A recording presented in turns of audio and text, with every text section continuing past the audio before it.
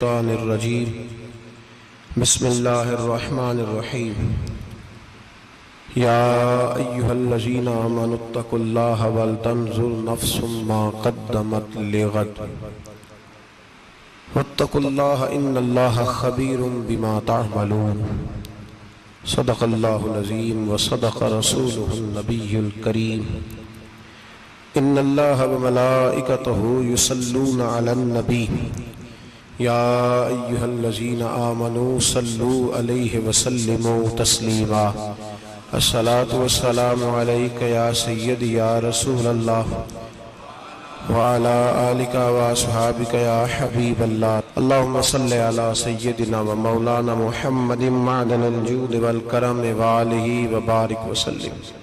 हम्द सलात के बाद अल्लाह तबारक व तआला ने कुरान मजीद सूरतुल हश्र के अंदर इरशाद फरमाया है कि या अय्युहल्लज़ीना आमनुत्तकुल्लाह,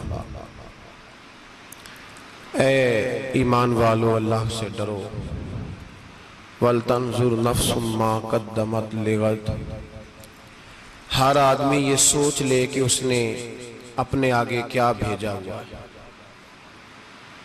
जो उसने आखिरत के लिए जमा कराया है वो क्या है, ये गौर कर ले वो। वत्तकुल्लाह, और फिर डर जाओ अल्लाह से। इन्नल्लाह खबीरुम बिमा तअमलून, फरमाया तुम जितने मर्जी पर्दे डालते फिरो, तुम्हारे रब को तुम्हारे तमाम कामों की खबर है, उसे पता है तुम क्या करते, वो जानता है।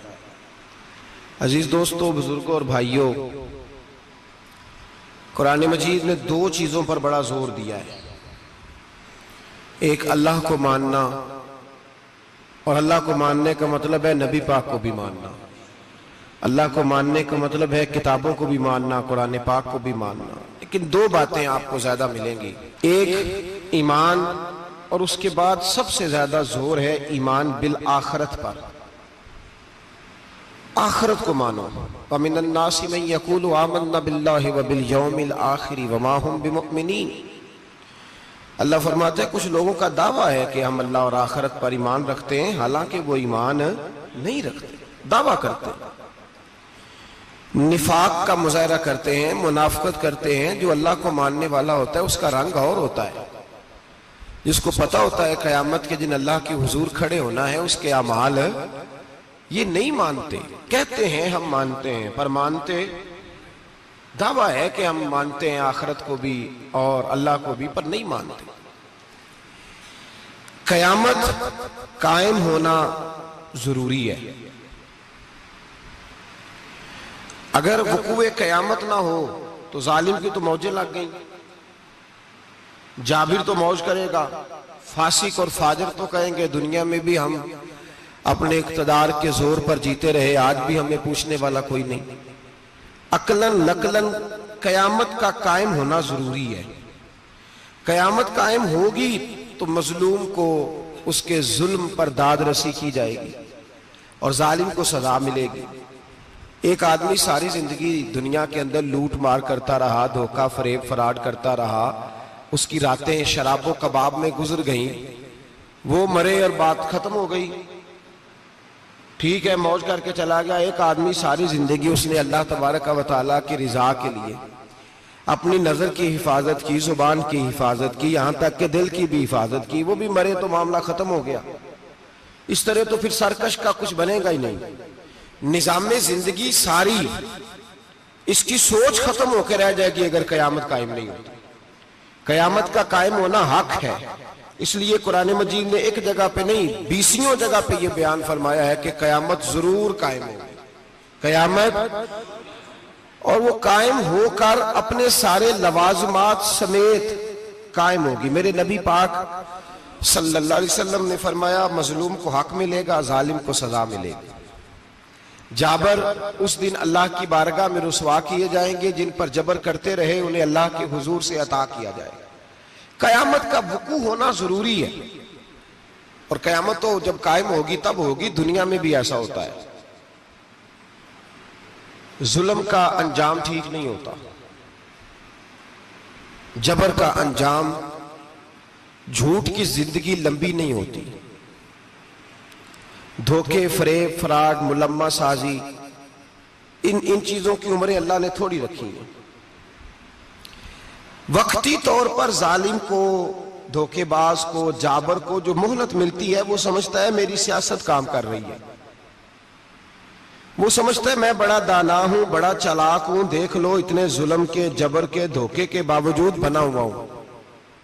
हालांकि अल्लाह की तरफ से उसे मोहलत मिलती है और बड़ा ही मेहरबान है। मोहलत इस तरह देता है कि मेरे नबी पाक अलैहिस्सलाम ने फरमाया जब मेरा मुसलमान नेकी करता है तो अल्लाह फरिश्तों से फरमाता है 70 गुना बढ़ा के लिख लो इसकी नेकी, 70 गुना।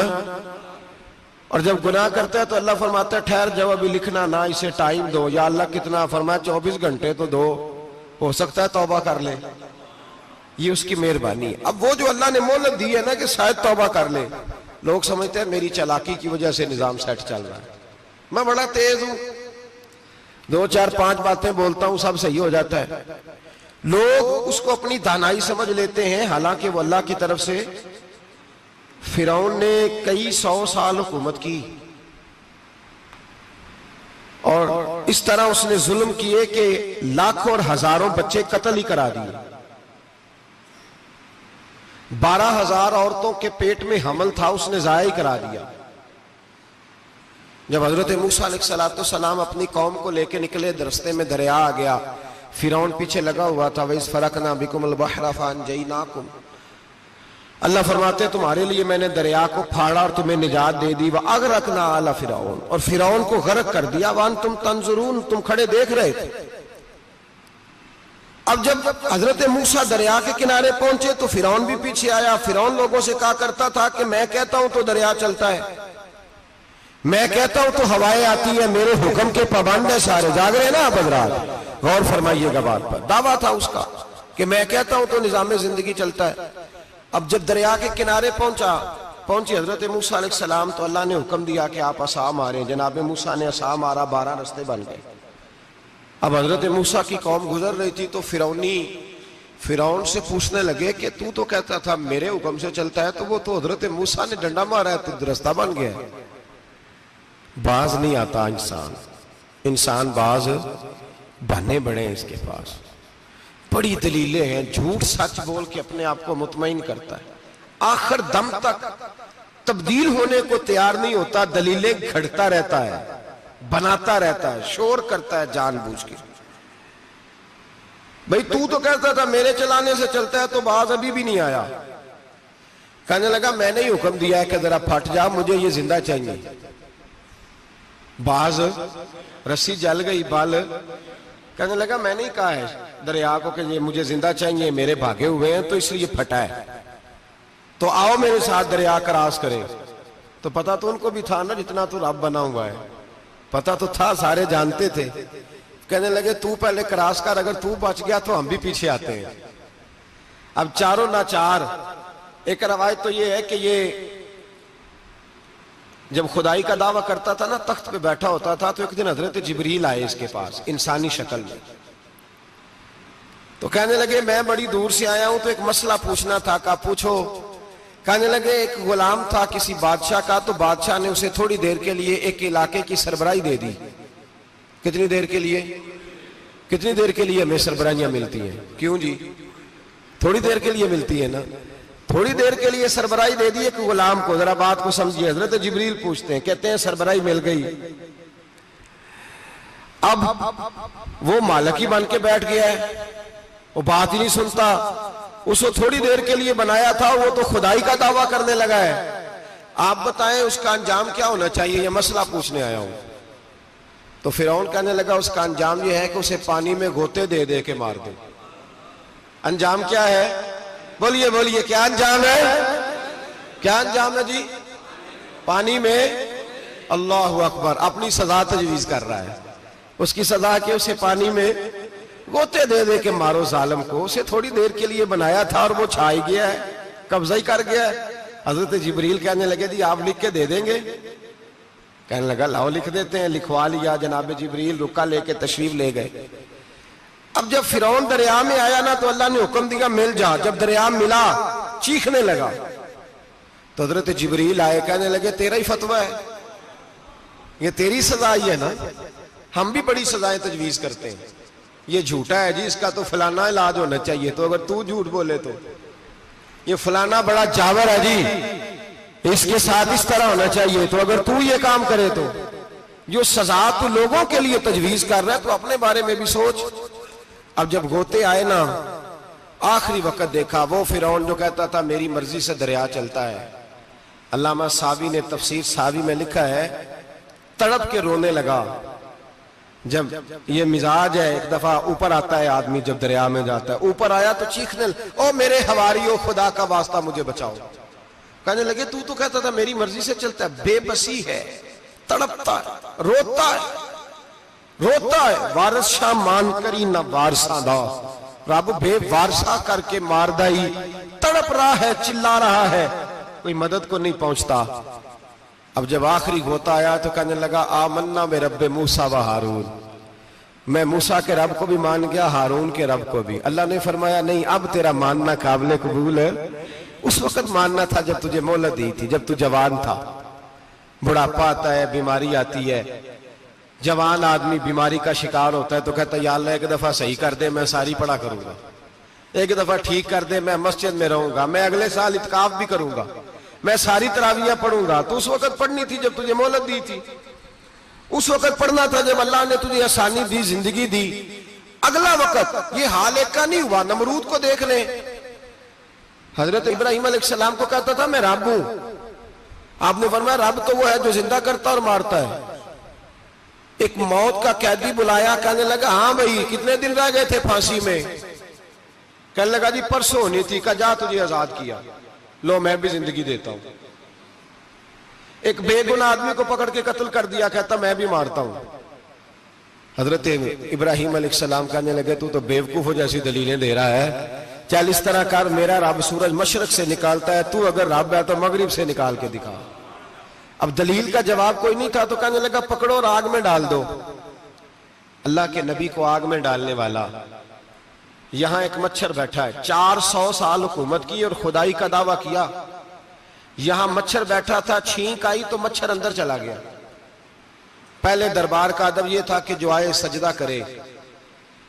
अब उसके सर पे कोई चीज मारता था तो उसे सुकून होता था, मच्छर थोड़ी देर के लिए उसका दिमाग छोड़ता था। ओ भाई ये इस धरती पे अल्लाह ने लोगों को नजारे दिखाए और हमें समझाने के लिए दिखाए, हमें तफक्कुर की, गौर की दावत दी कि देख लेना, अपने अमल को परखना। तुम्हारे अमल हजरत मूसा के फरमाबरदारों जैसे हैं, जनाब इब्राहिम के फरमाबरदारों जैसे हैं, या बन के बैठ गए हो? अब दरबार का अदब यह है, बेबसी का ये हाल है कि जूते लटकते हैं दरबार में, जो आता है जूता खींचता है। और अदब यह है कि 10 जूते नमरूद के सर पे मारो, और 400 साल जूते लगते रहे। रोता था, जो आदमी आता था मिन्नतें करता था, कहता था कहीं से कोई दवाई मिल जाएगी। पागलों जैसी जिंदगी गुजारी, पागलों जैसी सख्त। वो तो हिसाब, वकूए कयामत तो हिसाब होगा ही। यहां लोग पागल होके मरते हैं, माज़अल्लाह, नफ्सियाती मरीज होके मरते हैं। यहां आखिरी वक्त इतना सख्त आता है कि दुनिया मौत की दुआएं मांगती है। मेरे भाई जब इंसान जुल्म करता है तो भूल जाता है कि शायद मुझे पूछेगा कोई नहीं। जब वो ज्यादती करता है तो भूल जाता है। जब वो किसी का हक खाता है तो वो कहता है शायद इसका तो वारिस ही कोई नहीं जिसको मैं लूट रहा हूं। लेकिन जब अल्लाह की पकड़ आती है, हज्जाज बिन यूसुफ जालिम था, उसने अच्छे अच्छे काम भी किए थे। कुरान पाक पर जेरे ज़बरे आराब हज्जाज बिन यूसुफ ने लगवाया। मोहम्मद बिन कासिम को हिंदुस्तान सिंध के इलाके फतह करने भी हज्जाज बिन यूसुफ ने भेजा था। सारी खूबियां अपनी जगह पर, जालिम बहुत बड़ा था। किसी आदमी ने उसके सामने कोने की तरफ मुंह करके साथ वाले से बात कर ली तो कहने लगा मेरे खिलाफ किया, इसको ले जाओ, 2 टुकड़े करके वापस ले आओ।